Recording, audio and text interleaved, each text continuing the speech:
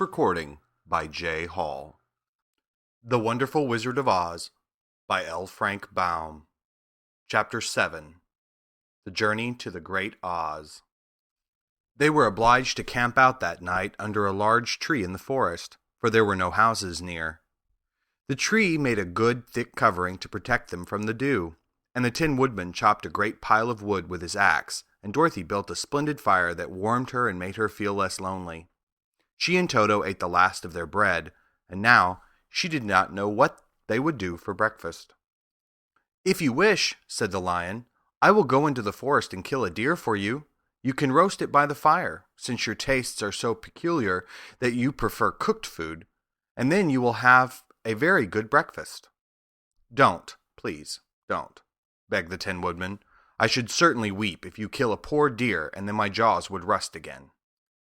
But the lion went away into the forest and found his own supper, and no one ever knew what it was, for he didn't mention it. And the Scarecrow found a tree full of nuts and filled Dorothy's basket with them, so that she would not be hungry for a long time. She thought that this was very kind and thoughtful of the Scarecrow, but he laughed heartily at the awkward way in which the poor creature picked up the nuts. His padded hands were so clumsy, and the nuts were so small that he dropped almost as many as he put in the basket. But the Scarecrow did not mind how long it took him to fill the basket, for it enabled him to keep away from the fire, as he feared a spark might get into his straw and burn him up. So he kept a good distance away from the flames, and only came near to cover Dorothy with dry leaves when she lay down to sleep. These kept her very snug and warm, and she slept soundly until morning. When it was daylight, the girl bathed her face in a little rippling brook, and soon after they all started toward the Emerald City. This was to be an eventful day for the travelers. They had hardly been walking an hour when they saw before them a great ditch that crossed the road and divided the forest as far as they could see on either side. It was a very wide ditch, and when they crept up to the edge and looked into it, they could see that it was also very deep, and there were many big, jagged rocks at the bottom. The sides were so steep that none of them could climb down, and for a moment it seemed that their journey must end. "What shall we do?" asked Dorothy despairingly. "I haven't the faintest idea," said the Tin Woodman, and the lion shook his shaggy mane and looked thoughtfully. But the Scarecrow said, "We cannot fly, that is certain. Neither can we jump down into the great ditch. Therefore, if we cannot jump over it, we must stop where we are." "I think I could jump over it," said the Cowardly Lion, after measuring the distance carefully in his mind. "Then we are all right," answered the Scarecrow, "for you can carry us all over on your back one at a time." "Well, I'll try it," said the Lion. "Who will go first?" "I will," declared the Scarecrow, "for if you found that you could not jump over the gulf, Dorothy would be killed, or the Tin Woodman badly dented on the rocks below. But if I am on your back, it will not matter so much, for the fall would not hurt me at all." "I am terribly afraid of falling myself," said the Cowardly Lion, "but I suppose there is nothing to do but try it. So get on my back, and we will make the attempt." The Scarecrow sat upon the lion's back, and the big beast walked to the edge of the gulf and crouched down. "Why don't you run and jump?" asked the Scarecrow. "Because that isn't the way we lions do things," he replied. Then, giving a great spring, he shot through the air and landed safely on the other side. They were all greatly pleased to see how easily he did it, and after the Scarecrow had gotten down from his back, the lion sprang across the ditch again. Dorothy thought she would go next, so she took Toto in her arms and climbed on the lion's back, holding tightly to his mane with one hand.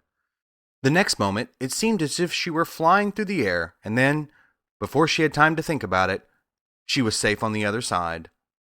The lion went back a third time and got the Tin Woodman, and then they all sat down for a few moments to give the beast a chance to rest, for his great leaps had made his breath short, and he panted like a big dog that has been running too long. They found the forest very thick on this side, and it looked dark and gloomy. After the lion had rested, they started along the road of yellow brick, silently wondering, each in his own mind, if ever they would come to the end of the woods and reach the bright sunshine again. To add to their discomfort, they soon heard strange noises in the depths of the forest, and the lion whispered to them that it was in this part of the country that the Kalidas lived. "What are the Kalidas?"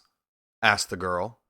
"They are monstrous beasts, with bodies like bears and heads like tigers," replied the lion, "and with claws so long and sharp that they could tear me in two as easily as I could kill Toto. I'm terribly afraid of the Kalidas." "I'm not surprised that you are," returned Dorothy. "They must be dreadful beasts."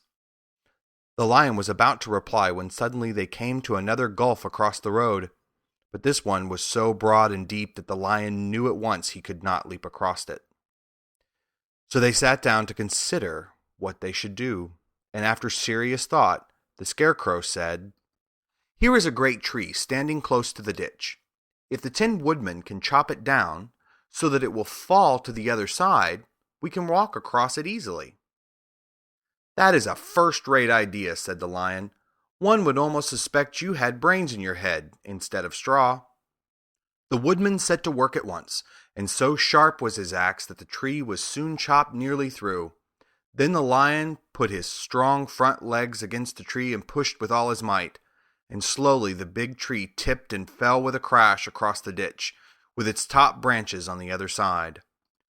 They had just started to cross this queer bridge when a sharp growl made them all look up, and to their horror they saw running towards them two great beasts with bodies like bears and heads like tigers. "They are the Kalidas," said the Cowardly Lion, beginning to tremble. "Quick!" cried the Scarecrow. "Let us cross over." So Dorothy went first, holding Toto in her arms. The Tin Woodman followed, and the Scarecrow came next.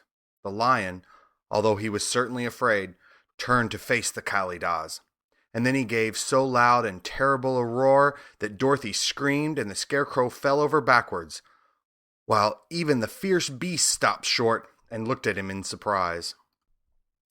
But seeing that they were bigger than the lion, and remembering that there were two of them and only one of him, the Kalidas again rushed forward, and the lion crossed over the tree and turned to see what they would do next. Without stopping an instant, the fierce beast also began to cross the tree, and the lion said to Dorothy, "We are lost, for they will surely tear us to pieces with their sharp claws, but stand close behind me and I will fight them as long as I am alive." "Wait a minute," called the Scarecrow. He had been thinking what was best to be done, and now he asked the woodman to chop away at the end of the tree that rested on their side of the ditch. The Tin Woodman began to use his axe at once, and just as the two Kalidas were nearly across, the tree fell with a crash into the gulf, carrying the ugly, snarling brutes with it, and both were dashed to pieces on the sharp rocks at the bottom.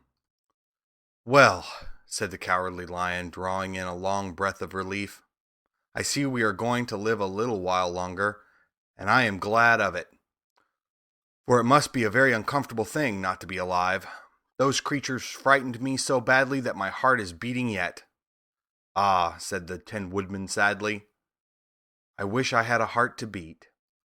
This adventure made the travelers more anxious than ever to get out of the forest, and they walked so fast that Dorothy became tired and had to ride on the lion's back. To their great joy, the trees became thinner the farther they advanced, and in the afternoon they suddenly came upon a broad river, flowing swiftly just before them. On the other side of the water they could see the road of yellow brick running through a beautiful country, with green meadows dotted with bright flowers, and all the road bordered with trees hanging full of delicious fruits. They were greatly pleased to see this delightful country before them. "How shall we cross the river?" asked Dorothy. "That is easily done," replied the Scarecrow. "The Tin Woodman must build us a raft, so that we can float to the other side." So the woodman took his axe and began to chop down small trees to make a raft. And while he was busy at this, the Scarecrow found on the river bank a tree full of fine fruit. This pleased Dorothy, who had eaten nothing but nuts all day, and she made a hearty meal of the ripe fruit. But it takes time to make a raft, even when one is as industrious and untiring as the Tin Woodman, and when night came the work was not done, so they found a cozy place under the trees where they slept well until the morning, and Dorothy dreamed of the Emerald City and of the good Wizard Oz, who would soon send her back to her own home again. End of Chapter 7.